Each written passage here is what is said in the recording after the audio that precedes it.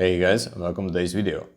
In today's video, I'm going to talk about burning sensation or scalp inflammatory problems. And I want to talk about my own experience with those issues. I want to talk about why it is so important to solve them.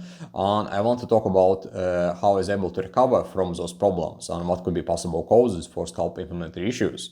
And if you are new to this channel, remember to subscribe so you get notification about latest content that I upload. And if you're new or subscriber, welcome back. My name is Alex, and I'm previously hair loss sufferer who is able to rear back my own hair, and I'm also a certified dermatologist. So in today's video, we are going to talk about burning sensation on the scalp.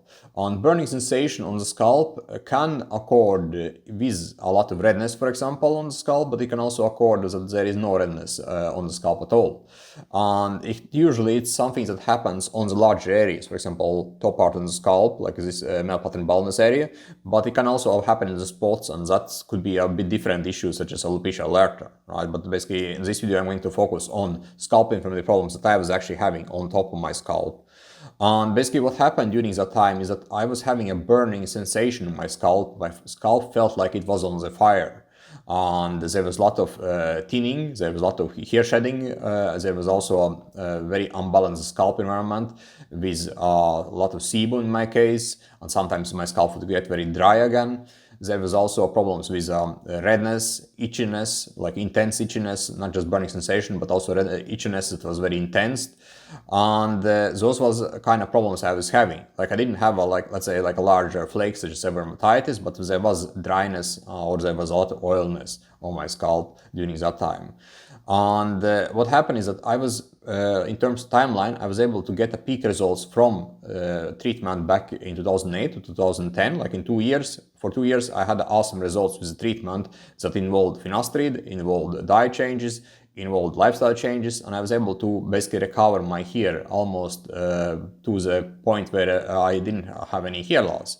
But then I got a scalp inflammation, and for 4 months, when I was not addressing it correctly, I did lose most of my gains from the previous treatment. And what happened is that, as you can see in the pictures, basically my hair thinned out rapidly. Right? There was a lot of shedding every single day. I was seeing a lot of hair everywhere. And what happened next is that I started with medical approach to address my scalp inflammatory problems, and I was using steroids, I was using medical shampoos, medical lotions, and it kind of did help to manage the problem, but the problem never went away. And each time I stopped or did take a break from medical treatment, what happened is that my inflammation returned, and it was a problem, right? Because each time it returned, I was shedding hair, and I was not able to gain back the hair I had been able to get back with the treatment prior to the inflammation.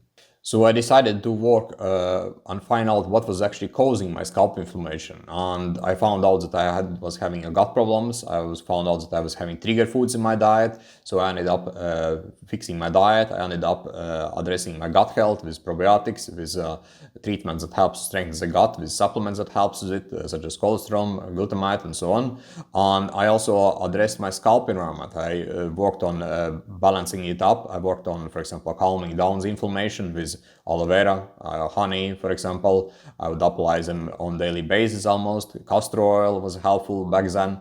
And basically by doing those things, what happened is that I was slowly able to address and solve my inflammation, right? And basically it was not something that did happen fast. It did actually take me around 9 months before I was able to solve it.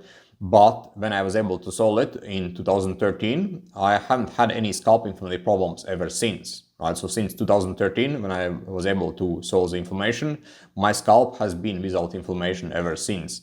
Like I have had those setbacks, for example, as you've seen in the videos, but those setbacks has been caused by other issues, like either by dermatitis or by overstimulation or by DHT sensitivity or by lifestyle or stress levels, but the inflammation itself never came back. Right.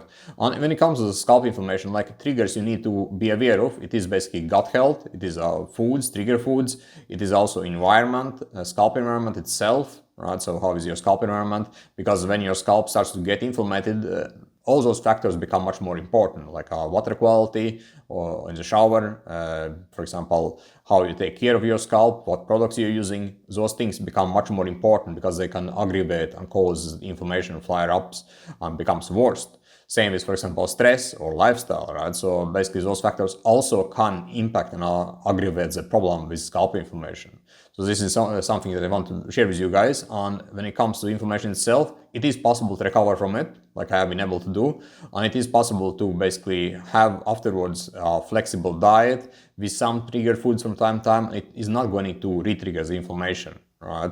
So since 2013, I haven't had any inflammatory problems on my scalp. So it is fully possible to recover from it and keep it that way. But again, you need to work on finding out what is your triggers, solving them, and doing basically treatment to recover your hair. Thanks for watching this video, guys. And for you guys who struggle with the hair loss and you may have scalp inflammatory problems or dermatitis or other issues that is holding you back from seeing results from treatment, you can schedule a call below this video. Let's find out what is holding you back, why you're not seeing results from treatment, and what you can do right now to regrow back your hair once and for all. Thanks for watching this video, guys, and see you next time. Cheers.